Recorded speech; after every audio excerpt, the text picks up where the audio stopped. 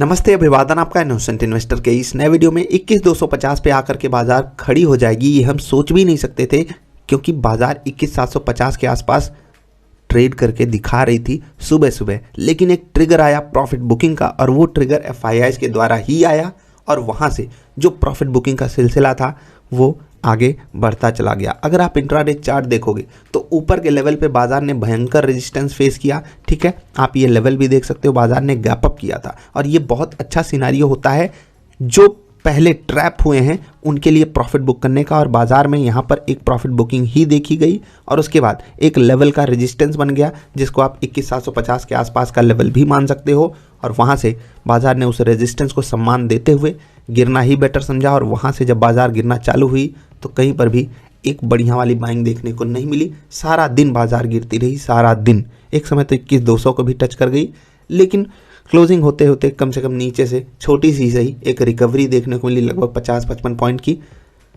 क्या ही कहें। और ऐसे मौके पे इतने सवाल आते हैं, मज़ा आ जाता है देख करके। और इसी बात पे याद आती है बात नेताजी सुभाष चंद्र बोस की, जिनका आज जन्मदिन है। तो बात करते हैं उस बात की। इन्होंने कहा था, तुम मुझे खून दो, मैं तुम्हें आज़ादी दूंगा। और ये एक बहुत सांकेतिक बात थी। जब खून की ज़रूरत हो तो खून भी दे देना चाहिए। लेकिन अभी इस दौर में अगर आप मार्केट में हो, अगर आप स्टूडेंट हो, अगर आप जॉब कर रहे हो, तो हर जगह ब्लड की ज़रूरत होती है। उस खून की बात जो हो रही है ना, वो आप समझ पा रहे होगे ना मैं कौन से खून की बात कर रहा हूँ। लेट्स से कि आप एक स्टूडेंट हो, ठीक है। स्टूडेंट से जो खून मांगा जाता है वो क्या है? वो क्या है? पढ़ाई का। अगर वो पढ़ाई नहीं करेगा तो क्या खून दे रहा है? और अगर वो इतना भी संघर्ष नहीं कर सकता, वो कुछ बेटर डिजर्व करता है? नहीं, वो पॉजिटिव चीज़ें तो बिल्कुल डिजर्व ही नहीं करता, क्योंकि उसके पास नॉलेज ही नहीं है, तो वो क्या ही डिजर्व करेगा। ठीक है, जॉब वगैरह तो बात की बात है। अब जो जॉब कर रहा है, अगर वो एक बढ़िया एम्प्लॉय बनना चाहता है, ठीक है, अगर वो एक बढ़िया एम्प्लॉय बनना चाहता है तो उसके पास ईमानदारी होनी चाहिए, और हार्ड वर्किंग कैपेबिलिटीज़ के साथ साथ उसको नई टेक्नोलॉजी पे भी काम करना आना चाहिए। अब टेक्नोलॉजी की बात हर जगह एप्लीकेबल है। ये नहीं कि आप पुलिस में हो तो आप टेक्नोलॉजी का उपयोग नहीं करोगे, हर जगह उपयोग हो रहा है। तो आपको अगर एक बेटर एम्प्लॉय बनना है तो आईटी में हो तो जनरेटिव एआई सीखना ही पड़ेगा, क्योंकि अब तो टीसीएस की क्या ही कहें। एक न्यूज़ आई है कि शायद ऑक्सफोर्ड यूनिवर्सिटी के साथ इनका कुछ करार टूटा है, वो थोड़ा सा पढ़िएगा। जिन लोगों के पास स्टॉक है टीसीएस का, खैर वो बुरी न्यूज़ तो है, लेकिन इतनी भी बुरी नहीं टीसीएस क्रैश करेगा उससे। लेकिन एक होता है ना कि इतनी बड़ी कंपनी टीसीएस और ऑक्सफोर्ड यूनिवर्सिटी जैसी एक प्रीमियर इंस्टीट्यूशन, और वहाँ पर जब बॉन्ड टूटता है तो कुछ होता है ना कि क्या ही गड़बड़ी हो गई।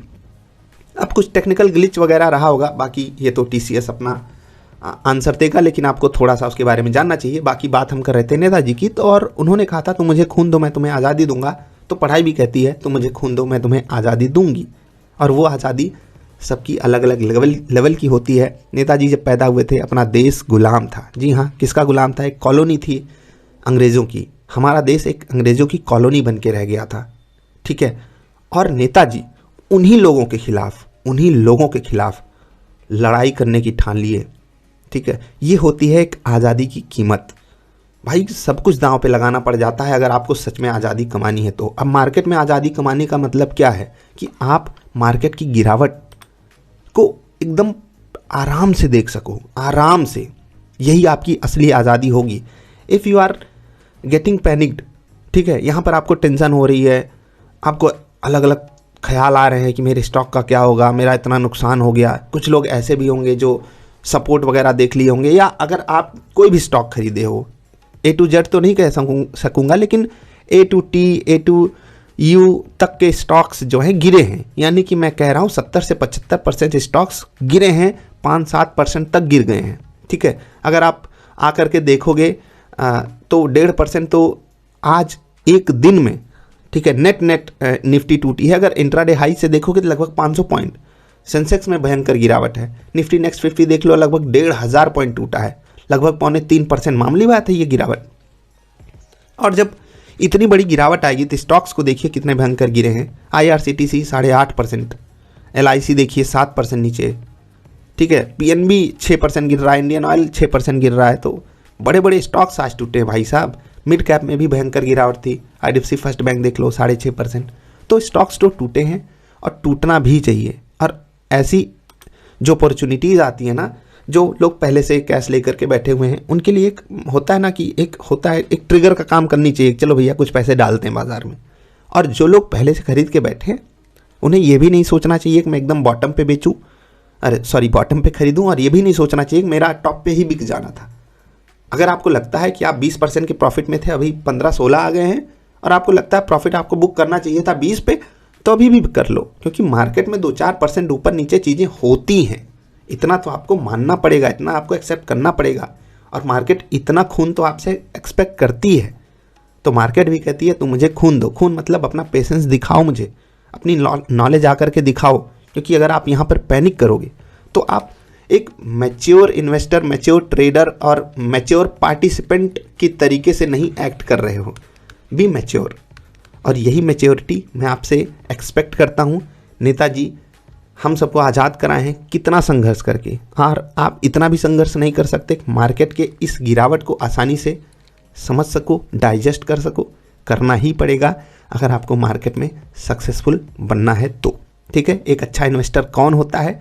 जो मार्केट में गिरावट को भी एक अपॉर्चुनिटी के तरीके से देखे, और जब बाजार ऊपर जाए उसको भी एक अपॉर्चुनिटी के ही तरीके से देखे। अब आप में से कुछ लोग पूछेंगे कि ये गिरावट आई क्यों? तो देखो भाई, मैं हमेशा एक ट्रिगर की बात करता हूँ, ट्रिगर पॉइंट। ठीक है, अभी जैसे मैं बात कर रहा था कि प्रॉफिट बुकिंग चालू हुई यहाँ पर, तो ये तो सेकेंडरी पार्ट है, लेकिन उससे पहले की कहानी बनी हुई है कि FIIs खरीदने वाले नहीं है, क्योंकि ग्लोबल मार्केट्स में थोड़ा सा सेंटिमेंट डाउन हुआ है। अब FIIs खरीदेंगे नहीं तो वो बेच सकते हैं, इसीलिए तकलीफ आ जाती है। और जब भी कोई ऐसा ट्रिगर बनेगा, टेक्निकली चीज़ें कमज़ोर होंगी तो और एक्स्ट्रा सेलर्स भी आ जाते हैं, और ऐसे में हम सब कुछ कर नहीं सकते। तो बेस्ट पॉसिबल वे क्या है?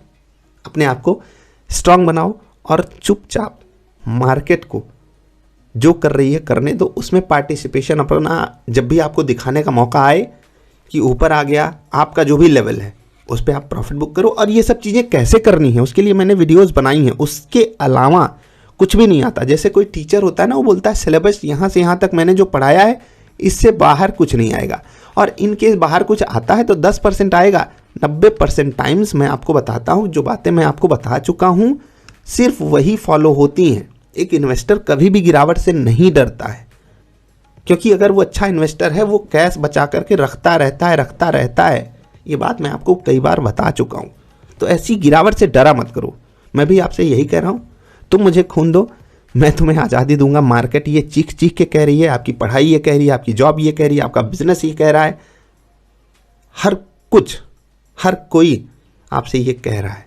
ठीक है, जैसे आपकी शरीर है, कुछ लोग बढ़िया प्रैक्टिस करते हैं, अपने शरीर को बहुत ही वेल मेंटेन करके रखते हैं, तो वो कुछ देते हैं ना अपने शरीर को, पौष्टिक आहार देते हैं, अच्छी चीज़ें खाते हैं, सादा जीवन जीते हैं, तब उनकी शरीर ऐसी होती है। वो कुछ दे रहे हैं, तो बिना दिए कुछ नहीं मिलने वाला। बिल्कुल बराबर का खेल है।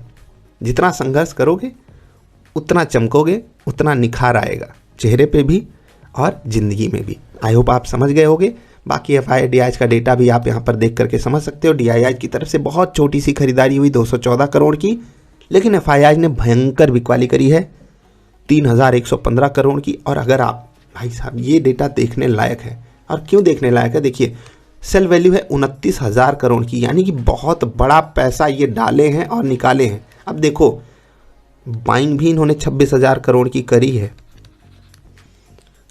आपको देखना है ना कि ये बाइंग किस जगह वो कर रहे होंगे, एनालिसिस कीजिए। FII कहाँ पर अपना स्टेक बढ़ा रहे हैं, वो भी एक एनालिसिस का मुद्दा है, करिएगा ज़रूर। सिर्फ बेचा ही नहीं जाता बाजार में, याद रखिएगा। ऐसे मौक़ों को एक अपॉर्चुनिटी के तरीके से ही देखना चाहिए, और पैनिक बिल्कुल नहीं, बिल्कुल भी नहीं। सही समय पे अगर आप पैसे डालते रहोगे और जब ज़रूरत है एक टारगेट बना करके बाज़ार में टिके रहोगे, तो बाज़ार कोई आपकी दुश्मन नहीं है, और बाज़ार को बहुत ही पॉजिटिव तरीके से ही डील किया जा सकता है। अगर आप यहाँ पर अपना ईगो दिखाओगे, बाज़ार के सामने भिड़ने की कोशिश करोगे, तो भाई साहब पता है बाज़ार में बुल भी है और बियर भी है, और दोनों के बीच में जब आप पिसोगे ना तो बहुत बुरा हाल हो जाएगा। बाकी अभी के लिए इतना ही। नेताजी का आज जन्म हुआ था, तो आप सब इस चीज़ को एक पॉइंट मान करके, एक मोटिवेशन मान करके अपनी ज़िंदगी में भी संघर्ष लाने की कोशिश करो, क्योंकि बिना संघर्ष के कुछ होता नहीं है। और नेताजी की फ़ोटो ही देख लो, एक फ़ोटो होनी चाहिए आपके पास। आपके पास नेताजी की फ़ोटो नहीं है तो कुछ भी नहीं है भाई साहब।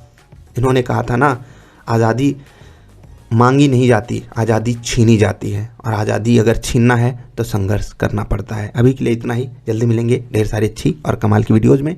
वीडियो देखने के लिए आपका आभार, नमस्कार।